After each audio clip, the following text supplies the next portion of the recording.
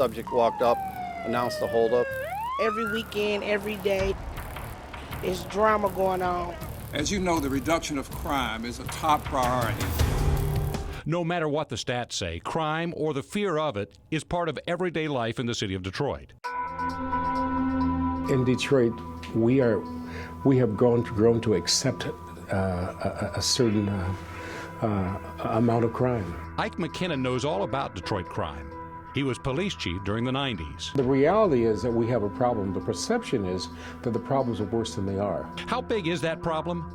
Last year, there were 379 murders in Detroit. When we first released our homicide statistics probably about 2.5 weeks ago, it was painful, but it also gave us a chance to make the city of Detroit aware of what some of our problems are. To give you a sense of the problems, Detroit 2020 took a look at major crimes in Detroit on one day, January 2nd, the first workday of the new year. 7:30 a.m., two men, one in his 20s, one in his 40s, went into this gas station on Gratiot.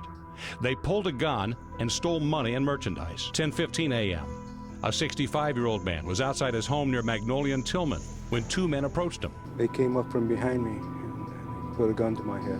The men took his money and then He beat me and kicked me in the side over here. at 11 a.m., the 68-year-old owner of a dollar store on West Warren was beaten and shot by a holdup man.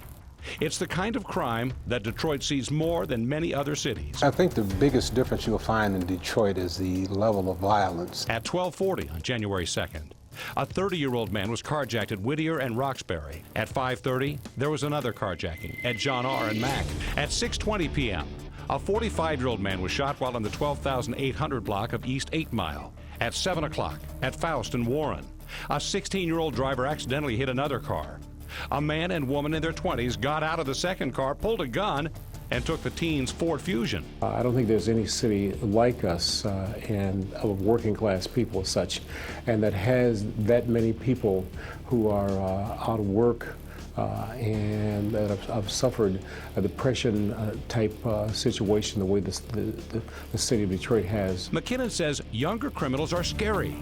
In the past, bad guys might rob you and then try to get away. The young criminals, they'll kill you, and they'll kill somebody else, and they don't care. Interim Chief Logan says more jobs will lead to fewer crimes. He quoted a priest from L.A. He said the best protection against a bullet is a job. And that's what we need in this community. We need some jobs. It's still early, but so far the crime rate is down from where it was at this point in 2012. And the interim chief promises an announcement in the next 2 weeks about new efforts to fight crime. I think it's probably going to be one of the more exciting things that we've done probably in the history of the city in terms of trying to eradicate crime. Stay tuned.